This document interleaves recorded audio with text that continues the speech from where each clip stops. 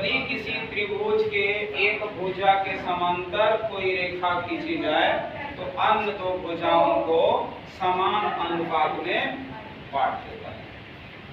बस यही बात आपको लिखना, साधारण प्रतिज्ञा ही हो गया। साधारण प्रतिज्ञा ही आपका हो गया पहला स्टेप। ठीक है, साधारण प्रतिज्ञा में क्या लिखना है, इसको बोल के लिखवा देंगे, है ना, कि यदि किसी त्रिभुज के एक भुजा के समांतर कोई रेखा खींची जाए तो अन्य दो भुजाएं एक ही अनुपात में बढ़ जाता है, मतलब समान अनुपात होता है। उसके बाद जो आपका होता है विशेष प्रतिज्ञा, सर इसमें क्या करना है, विशेष प्रतिज्ञा में कुछ नहीं करना है, ये जो बात हम बोले हैं इसको फिगर से लिख देना है। फिगर से लिखने का मतलब क्या है, माना कि ABC एक त्रिभुज है जिसमें BC के समांतर DE खींचा गया, लिखा जाएगा। माना कि ABC कोई त्रिभुज है जिसमें BC के समांतर DE खींचा गया। अरे विशेष प्रतिज्ञा लिखा जाएगा। माना कि ABC कोई त्रिभुज है जिसमें BC के समांतर DE खींचा गया। ये हो गया आपका, ये दोनों बस हो जाएगा, लिखा जाएगा। साधारण प्रतिज्ञा में क्या लिखना है, यदि किसी त्रिभुज के एक भुजा के समांतर कोई रेखा खींचते हैं तो अन्य दो भुजाओं को समान अनुपात में बांट देता है। दूसरा जो पॉइंट है विशेष प्रतिज्ञा में, इसमें क्या लिखना है, यही चीज को इसमें आपको लिख देना है कि माना कि ABC एक त्रिभुज है जिसमें BC के समांतर DE रेखा खींचा गया। ये हो गया। इसके बाद सर पॉइंट नंबर C में क्या लिखना है, सिद्ध करना है कि क्या सिद्ध करना है जी, भाई सिद्ध यही करना था ना कि जब एक भुजा के समांतर कोई रेखा खींचते हैं तो दो अन्य भुजाएं बराबर अनुपात में बढ़ता है। अब यहाँ पर बराबर अनुपात का मतलब ये होता है सर AD बटा DB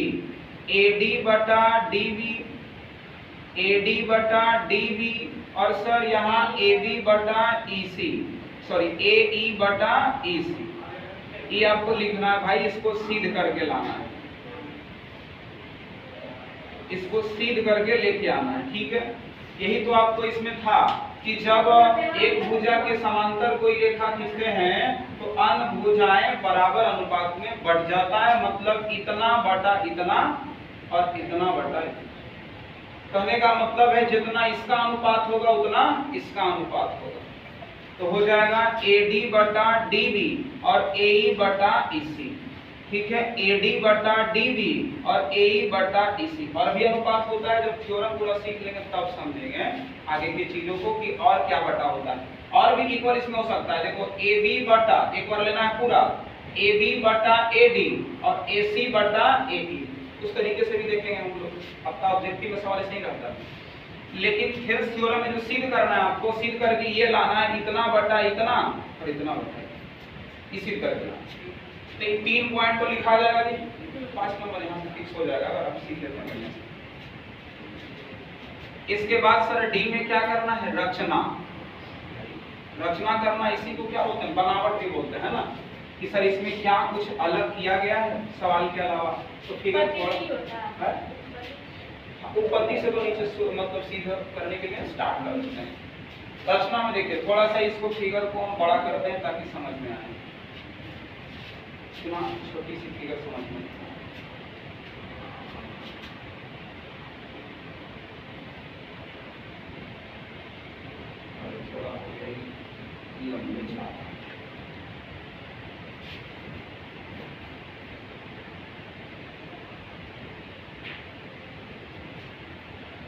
ABC एक त्रिभुज जिसमें BC के समांतर DE खींचा गया, BC के समांतर DE खींचा गया। इतना ही का कहानी अभी हुआ है। रचना में क्या करना है भाई सर, रचना में क्या करना है कि B को E से मिलाना है, B को E से मिलाना है और D को C से मिलाना है। इसी रचना में लिखना पड़ेगा। रचना में लिखेंगे B को E से एवं C को D से मिलाया गया, B को E से एवं C को D से मिलाया गया, B को E से एवं C को D से मिलाया गया। इसके बाद क्या करना है, इसके बाद यहाँ पर लिखना है ना डी से एम ए पर एवं ई से एन एडी पर लंब खींचा गया। बस रचना में 4 लाइन आपको खींचना रहता है कि बी को ई से मिलाया गया और सी को डी से मिलाया गया। और यहाँ पर लिखना है कि डी एम नहीं हो गया, डी से एम आपका डी एम हो गया, तो डी एम और ई एन, डी एम और ई एन, ठीक है, आपका ए पर और ए डी पर जो है लंब खींचा गया। तो यहाँ पे लिखेंगे ऐसे डी एम ए पर लंब एवं ई एन ए डी पर लंब खींचा गया। ये इतना काम करना है, रचना में लिखना है। तो 4 लाइन खींचना आपको रचना में कि बी को ई से मिलाया गया एवं सी को डी से मिलाया गया, और लिखना है कि डी से डी एम ए पर लंब खींचा गया एवं ई से ई एन ए डी पर लंब खींचा गया। अब लिख देंगे उपपत्ति और यहां से सीध करना शुरू कर देंगे उपपत्ति, ठीक है, यहां से हो जाएगा आपका। क्या करना है अब यहाँ से आपको चीजों को समझना है कि भाई 5 पॉइंट तुमको लिखने के लिए आना चाहिए, चाहे एक एक लाइन चाहे दूसरे। हमको लगता है इसमें कुछ अलग नहीं है, जो है फिगरे से आपको वहां पे लिखना है। क्या कर रहे हैं हम, ध्यान से जरा समझ, कोशिश करना इसको सीखने की, एक बार में सीखने। यहाँ हम लिख रहे हैं त्रिभुज ADE, ठीक है, त्रिभुज ADE का क्षेत्रफल कितना हो जाएगा सर? तो सर क्षेत्रफल के फॉर्मूला पढ़े हैं 1/2 गुने आधार गुने ऊंचाई। हम क्या बोल रहे हैं, हम बोल रहे हैं कि हमको निकालना है त्रिभुज ADE का क्षेत्रफल, ADE का क्षेत्रफल। तो सर 1/2 गुने आधार गुने ऊंचाई, बहुत बढ़िया। 1/2 तो सर ठीक है, आधार अगर हम इसको मानते हैं तो ऊंचाई नहीं है, ऊंचाई नहीं है, तो हमको आधार या तो इसको मानना है या तो इसको मानना है।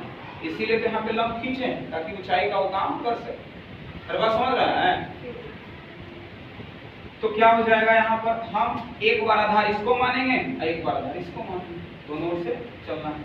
तो पहले आधार जब हम इसको मानेंगे तो ऊंचाई हो जाएगा आपका EN। अरे होगा कि नहीं होगा? ऊंचाई यही ना है, लंब है तो ऊंचाई वही ना होगा। तो अगर हम यहाँ पे लिखते हैं त्रिभुज ADE का क्षेत्रफल, लेकिन यहाँ ध्यान रखना आधार हम AD मान के चल रहे हैं, तो हो जाएगा 1/2 गुने आधार, आधार कौन हो गया? AD हो गया, और ऊंचाई के रूप में हो जाएगा EN, ऊंचाई के रूप में सर हो जाएगा यहाँ पर EN हो जाएगा। इसको इक्वेशन फर्स्ट मानना। अब यहाँ पे हम चल रहे हैं और लिखेंगे त्रिभुज BDE का क्षेत्रफल, ठीक है। ध्यान से फिगर को देखना, हम लिख रहे हैं यहाँ पर क्या चीज लिख रहे हैं, त्रिभुज BDE का क्षेत्रफल, ठीक है। त्रिभुज BDE का क्षेत्रफल 1/2 गुने और आधार हम इसी को मान रखे हैं, आधार हम मान रखे हैं BD को, आधार सर BD होगा। तो बताओ बाबू इसका ऊंचाई क्या होगा, इसका ऊंचाई क्या हो जाएगा, ठीक है। त्रिभुज BD और E अगर त्रिभुज है तब इसका ऊंचाई क्या होगा। बाबू गौर से तनी देखना वो फिगर को, अगर हम उल्टे तो क्या ऐसा फिगर है कि नहीं। इस फिगर में सर यहाँ पर आपका क्या है, B है और यहाँ पर D है और ये वाला E है, और यहाँ से इसे A यहाँ पर खींचा गया शायद, और हम आधार इसको ले रहे हैं भाई, आधार हम इसको ले रहे हैं। तो इस फिगर को थोड़ा बढ़िया से देखना, क्या इसका ऊंचाई हम EN ले सकते हैं कि नहीं, क्या इसका ऊंचाई EN ले सकते हैं कि नहीं। आपका क्लास 9 में ऐसा पढ़ना था, 9 में पढ़ना था, थ्योरम था इस पर थ्योरम था कि जब इस तरीके के आपका आकृति होता है ना, ऊंचाई हम इसको ले सकते हैं, ऊंचाई आपका यही होगा। तो आधार हो जाएगा BD, लेकिन ऊंचाई फिक्स रहेगा, कौन हो जाएगा EN। तो देखिए ये जो EN खींचा गया था ना, कि ना केवल ऊंचाई इसका था बल्कि ये इसका भी ऊंचाई का काम कर रहे हैं। तो यहाँ पर ध्यान रखना, आधार BD होगा और ऊंचाई हो जाएगा EN, ऊंचाई EN होगा, ठीक है। इसका ऊंचाई आपका EN हो जाएगा। तो कितना हो जाएगा सर, ऊंचाई यहाँ पे हो जाएगा आपका EN, आपको दिखाई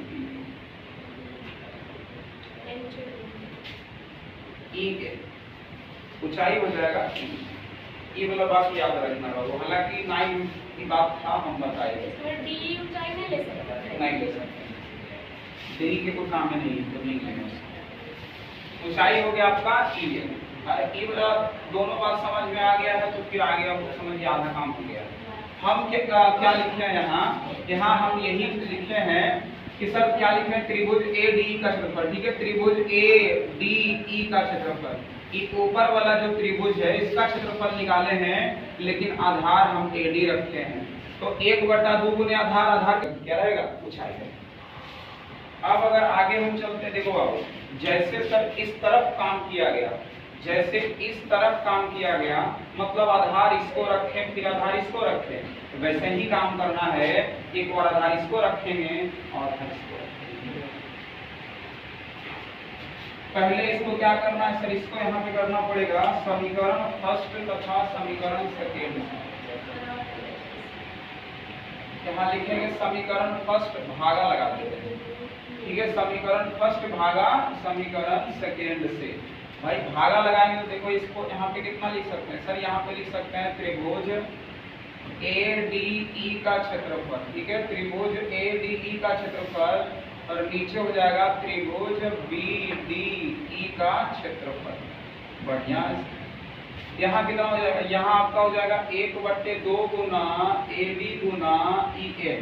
अरे समीकरण फर्स्ट में यही ना है, 1/2 गुना AD गुना EN। और समीकरण सेकंड में कितना है, 1/2 गुना BD गुना EN। EN से EN खत्म हो गया सर, 1/2 से 1/2 खत्म, EN से EN खत्म हो गया। बचा क्या चीज यहाँ पर, यहाँ पे बच गया आपका त्रिभुज ADE का क्षेत्रफल और बटा त्रिभुज BDE का क्षेत्रफल। यहाँ हो जाएगा AD बटा BD, इसको मान लीजिए इक्वेशन 1। आधा काम हो चुका है, आधा काम और करना पड़ेगा। अब सर क्या करते हैं, फिर से ADE का क्षेत्रफल निकालते हैं। त्रिभुज, यहाँ लिखेंगे त्रिभुज ADE का क्षेत्रफल, त्रिभुज ADE का क्षेत्रफल लिखेंगे। इस तरफ वाला को आपको आधार मानना है यहाँ पर, तो 1/2 गुना आधार कितना हो जाएगा सर, AE हो जाएगा आधार, आधार AE हो जाएगा। बताइए इसका ऊंचाई DM होगा कि नहीं होगा, अरे होगा ना, ऊंचाई कितना हो जाएगा DM। इसको इक्वेशन आप 3 मानिए और एक बार लिखेंगे, ठीक है। त्रिभुज CDE लिखते हैं, त्रिभुज CDE का क्षेत्रफल। जब CDE का क्षेत्रफल लिखेंगे 1/2 गुने आधार हो जाएगा CE, आधार CE हो जाएगा। और ऊंचाई देखो ये वाला त्रिभुज है, आधार इसका रहेगा, ऊंचाई रहेगा आपका यही वाला, कितना हो जाएगा DM, इसका ऊंचाई हो जाएगा। ये हो गया इक्वेशन 4। यहाँ यही काम करना है सर, क्या करना है, इक्वेशन 3 को 4 से भागा लगाना है।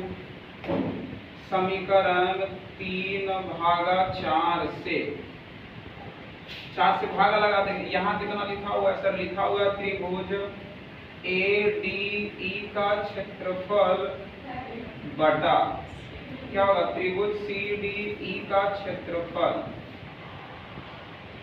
क्या आ जाएगा, ये आपका 3 वाला इक्वेशन लिखेंगे। ऊपर में 1/2 गुना AE गुना DM, नीचे 1/2 गुना CE गुना DM। बताओ भाई यहाँ पर भी यही हाल होगा सर, क्या हो जाएगा यहाँ पर, यहाँ आपका DM से DM खत्म हो जाएगा, 1/2 से 1/2 खत्म हो गया। बचा कितना सर, बच गया यहाँ पर, बच गया सर त्रिभुज क्या है AD ना, ADE का क्षेत्रफल और नीचे में बच गया त्रिभुज CDE का क्षेत्रफल। यहाँ कितना लिखेंगे, यहाँ बच गया सर AE, और नीचे में बच गया है सी ई। ई हो गया इक्वेशन बी, इक्वेशन बी हो गया है। इक्वेशन इसको बी मान भी सकते हैं तो अगला स्टेप करके मानेंगे, कोई दिक्कत नहीं, तो अच्छा है। अब यहाँ पर एक कहानी और समझना है। क्या कहानी समझना? जैसे यहाँ पर ऊंचाई वाला बात को ध्यान में तुम लोग को रखना है, उसी प्रकार से यहाँ भी आपको बात को समझना है। जब यहाँ पर क्या होता है ना, दो समांतर रेखाओं के बीच, जब दो समांतर रेखाओं के बीच दो त्रिभुज स्थित हो और उसका आधार एक हो तो दोनों का एरिया बराबर होता है। जब दो समांतर रेखाओं के बीच दो त्रिभुज स्थित हो और दोनों का आधार एक ही हो तो उसका एरिया बराबर होता है। बात समझा? जब दो समांतर रेखा के बीच, जब दो समांतर रेखा के बीच दो त्रिभुज हो और दोनों का आधार एक ही हो तब क्या हो जाएगा, दोनों का एरिया आपका इक्वल हो जाएगा। तो यहाँ पर लिखना पड़ेगा, हम जानते हैं कि दो समांतर रेखा,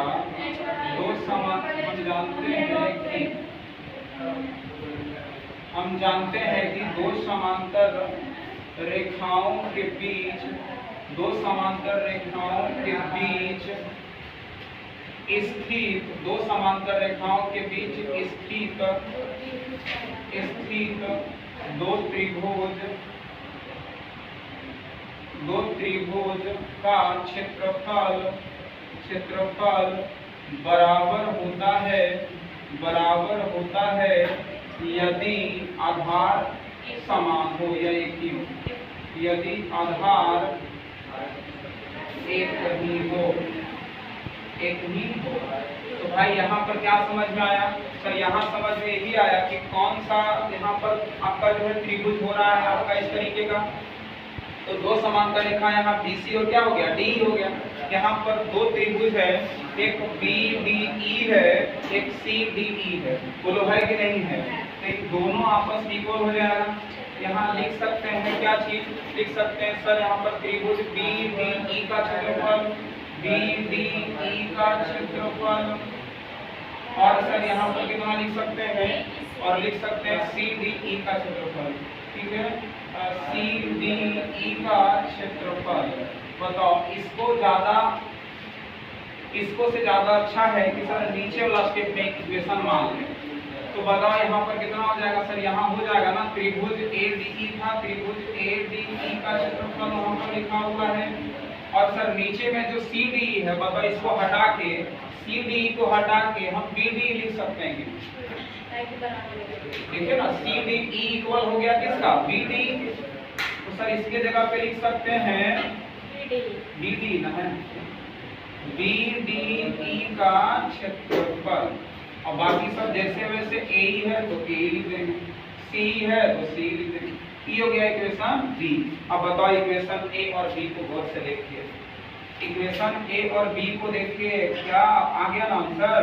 इक्वेशन A तथा B से, इक्वेशन A तथा B से, इक्वेशन A तथा B से देखो बाबू सर, इसका इक्वेशन A का LHS और इक्वेशन B का LHS दोनों बराबर है कि नहीं है?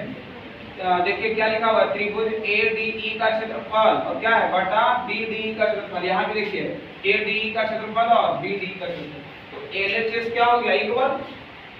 अरे इक्वेशन A और इक्वेशन B में देखो, इसका LHS इक्वल है ना, तो सर RHS इक्वल हो जाएगा, RHS में हो जाएगा AD बटा BD।